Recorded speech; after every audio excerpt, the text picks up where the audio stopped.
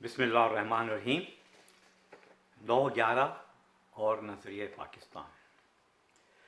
9/11 को 20 साल हो गए। जब कोई 9/11 कहता है तो वजाहत की ज़रूरत नहीं रहती कि इससे मुराद न्यूयॉर्क में ट्विन टावर वाले एडवेंचर से है, मगर हम रिकॉर्ड दुरुस्त रखने के लिए ये वजाहत ज़रूरी समझते हैं।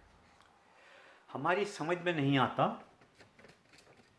कि इस वाक़े को 9/11 की वजह से क्यों याद रखा जाता है। माजी में ऐसी कोई नज़ीर नहीं मिलती। एटम बम गिराने की बात हो या हॉलोकॉस्ट का जिक्र हो, अदद से नहीं किया जाता। और तो और हम भी एटमी ताकत बनने वाले दिन को यौम तकबीर कहते हैं, 5/28 नहीं कहते। आम ज़िंदगी में भी हम अपनी अपनी पैदाइश को तारीख़ के हवाले से याद रखते हैं। मसलन 14 अगस्त को 14/8 नहीं कहते या 8/14 नहीं कहते। हमारी अपनी सालगिरह का दिन 15 जून है, हम 6/15 नहीं कहते। लीजिए, हम भी वजाहत के नाम पर समझाने बैठ गए। सच कहा था शायर ने, इंसानों का अजायब खाना है तो रज़ा दिलचस्प मुकाम, जिसको देखो जिसको परखो, समझे कम समझाए बहुत। इसलिए मौज़त के बाद असल मौजू की तरफ लौटते हैं। 20 साल गुजरने के बावजूद अब तक हमारी कौम तज़ब्ज़ब का शिकार है। आम आदमी नहीं बल्कि दानिशवर हज़रात। और ये तो अब तय है कि पाकिस्तान में दानिशवर वो है जो टीवी पर टॉक शोज़ में आता है, चाहे मेज़बान बनकर चाहे मेहमान बनकर या मेज़बान बनकर। अमेरिका में ये अभी तक तय नहीं पाया कि 20 साल पहले रूनुमा होने वाले इस सानहा का ज़िम्मेदार कौन था, ओसामा बिन लादेन या अमेरिका खुद। वहाँ के जेन्युइन दानिशवर हज़रात, यूनिवर्सिटीज़ के प्रोफेसर्स, फिलोसफर्स और रिसर्चर्स वगैरह दलाइल से साबित कर चुके हैं कि ये सब कुछ अमेरिका का अपना किया धरा था। कई डॉक्यूमेंट्रीज, फिल्मों से भी साबित किया जा चुका है कि जहाज़ के टकराने से ट्विन टावर जैसी इमारतें इस तरह ज़मीं बोस नहीं होती, ना ही जहाज़ के टकराने से दीवार में इस तरह सुराख हो सकता है जैसा कि पेंटागन की इमारत में हुआ था। उन्होंने ये भी बताया, जहाज़ का मलबा भी टकराने के बाद हवा में तैलील नहीं हो जाता, जैसा कि पेंटागन पर हुआ कि ना पर ही मिला न धूमि मिली। जबकि माहिरीन का कहना है कि इन दो चीज़ों के अलावा ब्लैक बॉक्स भी ज़ाय नहीं होता। ये वो हक़ाइक़ हैं जिनसे अमेरिका के मुफाद को नुकसान पहुंचता है। हमारे यहाँ मामला उल्टा है। हमारा मुफाद इसमें है कि अमरीकी दानिशरों के मौक़िफ़ को सही तस्लीम किया जाए और इस पर डट जाया जाए, लेकिन हमारे दानिशवर अमरीकी मौक़िफ़ को ही दुरुस्त साबित करने पर तुले हैं।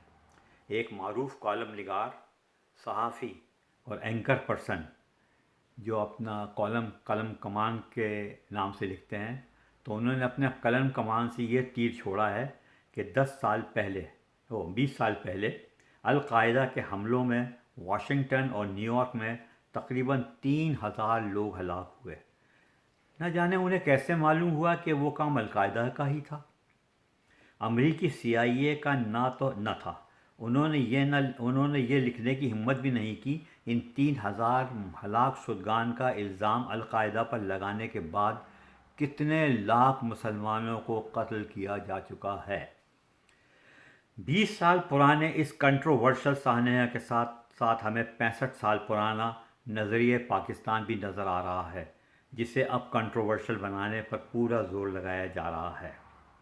इस काम में पहले ही कुछ लोग क्या कम थे कि आजकल एक ख़ातून मारवी समद ने भी अपना हिस्सा डालना शुरू कर दिया है।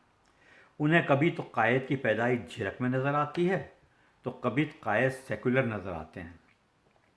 अपने एक कॉलम के उन्वान "हाँ मैं मुजरिम हूँ" की हद तक वो सच कह रही हैं, वरना उनकी तारीख़ दानी जिसका उन्हें दावा है, इनके इन अल्फाज से इनके हर तारीख़ी किताब में कायद आज़म सेकुलर नज़र आते हैं। इनके दावे की कलई खुल जाती है। इंदिरा गांधी की ज़ुबान अपने मुंह में रखने वाली कॉलम निगार को अखबार में जगह मिलना खुद एक बहुत बड़ा सवाल है। बकौल इंदिरा गांधी 2 कौमी नज़रिया खलीज बंगाल में डूब गया था। سوال پیدا ہوتا ہے تو پھر بنگلہ دیش کیوں بنا؟ بھارت کا کوئی صوبہ کیوں نہیں بن گیا؟ محترمہ کالم نگار کو غم ہے کہ قائد کی 11 اگست 1947 کی تقریر کا ریکارڈ غائب کر دیا گیا۔ حیرت ہے انہیں یہ نہیں معلوم کہ تمام نام نہاد دانشور اسی تقریر کی وجہ سے قائد کو سیکولر ثابت کرنے کی کوشش کرتے ہیں۔ غائب تو وہ تقریر ہوئی ہے جس میں قائد نے ماؤنٹ بیٹن کو کہا تھا کہ اسے ہمارے آئین کے لیے فکر مند ہونے کی ضرورت نہیں، کہ وہ ہمیں 1400 سال پہلے ہی ہمارے پیغمبر صلی اللہ علیہ وآلہ وسلم نے ہمیں دے دیا تھا۔ ان لوگوں کو قائد کی یہ تقریر نظر نہیں آتی جو انہوں نے 1 جولائی 1948 کو اسٹیٹ بینک آف پاکستان کو کی تھی، جس میں انہوں نے کہا تھا We must work our destiny in our own way and present to the world an economic system based on true Islamic concept of equality of manhood and social justice. We will thereby fulfilling our missions as Muslims and giving to humanity the message of peace which alone can save it and secure the welfare, happiness and prosperity of mankind. کیا یہ تقریر بھی ان لوگوں کی نظر سے نہیں گزرتی جو قائد نے ایک پبلک میٹنگ میں 30 اکتوبر 1947 کو کی تھی؟ قائد نے فرمایا تھا All we require of you now is that every one of us to whom this message reaches must vow to himself and be prepared to sacrifice his all, if necessary, in building up Pakistan as a bulwark of Islam and as one of the greatest nations whose ideal is peace within and without. کیا 11 اکتوبر 1947 کی یہ تقریر بھی اندھے بہروں کو یاد نہیں جس میں افسران سے خطاب کرتے ہوئے کہا تھا The creation of a state of our own was means to an end and not the end in itself. The idea was that we should have a state in which we could live and breathe as free men and which we could develop according to our own lights and culture and where principles of Islamic culture, Islamic social justice could find free play. اگر اس سے بھی تشفی نہ ہو تو پھر 14 اکتوبر 1944 کا وہ interview ملاحظہ ہو آپ نے ڈیلی ورکر لندن کو دیا تھا۔ اس میں کہا تھا Pakistan is the Muslims' demand for freedom because Muslims in Pakistan want to be able to establish their own real democratic popular government.